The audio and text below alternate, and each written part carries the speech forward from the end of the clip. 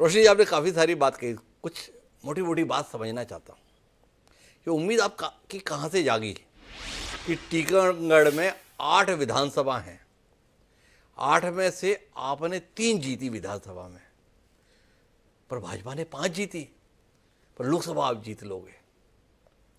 एक तो ये समझना है मुझे, गणित थोड़ा मार्गदर्शन कीजिएगा मेरा। एक दूसरा ये जानना चाहता हूँ कि भाई भाजपा का भरोसा कम से कम वीरेंद्र जी पर है। वीरेंद्र जी 2014 में भी प्रत्याशी थे, वीरेंद्र जी 2019 में भी प्रत्याशी हैं, और वीरेंद्र जी 2024 में भी प्रत्याशी हैं।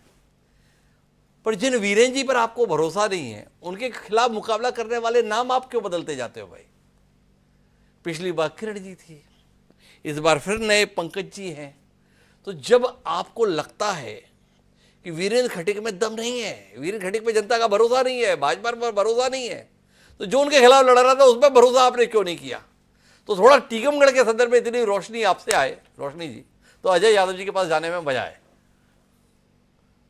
देखिए, टीकमगढ़ में पिछली बार जो प्रत्याशी थी किरण अहिरवार जी, उनको चूंकि जतारा विधानसभा से उन्होंने चुनाव लड़ा।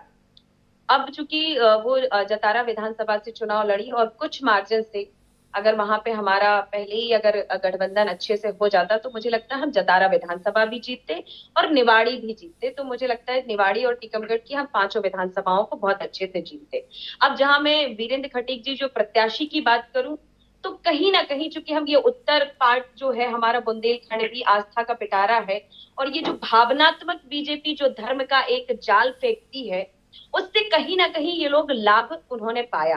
पर वीरेंद्र खटीक की अगर मैं इतिहास देखूं लोकसभा के प्रत्याशी के तौर पे, तो टीकमगढ़, निवाड़ी और ये जो लोकसभा का क्षेत्र है, वहां पे अगर विकास के मुद्दों पर बात की जाए तो विकास के मुद्दों पर बात नहीं की जा सकती है, क्योंकि इन्होंने मेडिकल की सौगात, ये सारी बातें झूठी ही नजर आई।